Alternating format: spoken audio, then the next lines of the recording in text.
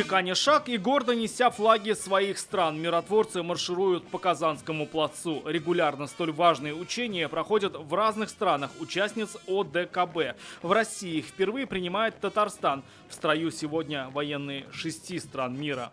От нас требуется полная готовность в любой момент обеспечить безопасность и поддержать мир в наших странах. Огромные слова благодарности Министерству обороны Российской Федерации за выбор нашей республики местом для проведения учений.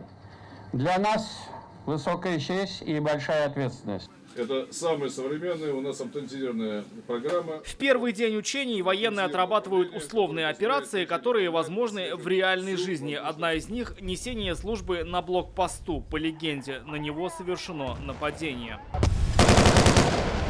Для защиты применяют уже испытанные и новейшие образцы российского вооружения. Здесь, скажем так, хорошо себя зарекомендовавшие, но все же новые объекты, такие как и БТР-82, находящиеся на вооружении, и «Тигры», «Тайфуны». Все это будет здесь, и авиация. Главная новинка – ручной комплекс «Гарпун-3». Самое главное – знать направление, откуда летит квадрокоптер. Система обнаруживает дроны в радиусе 2 километров и за несколько секунд позволяет взять управление ими в свои руки, посадить его или привести на свою базу. Вот он начал садиться.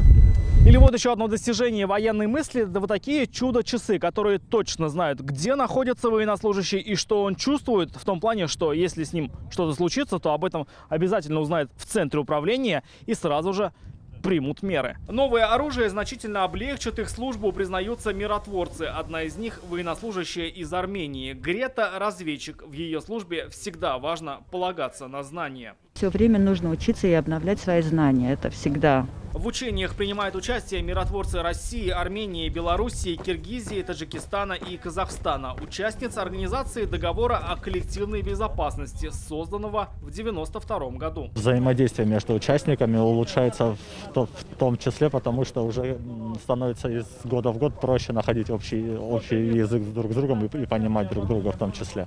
Военные поэтапно отрабатывают тактику и планирование с учетом опыта, приобретенного в Сирии и Нагорном Карабахе. В ходе учения мы делимся опытом, обмениваемся информацией, вырабатываем единые подходы к проведению миротворческой операции. За 5 дней учений в них примут участие почти 1800 человек и 300 единиц техники. В финальный день будет сымитирована масштабная военная операция, главная цель которой – ликвидировать конфликт и спасти мирное население. Рамиль Шайдуллин, Марат Зайдуллин, ТНВ, Казань. Закажи рекламу на ТНВ. Телефон в Казани 5 705 100.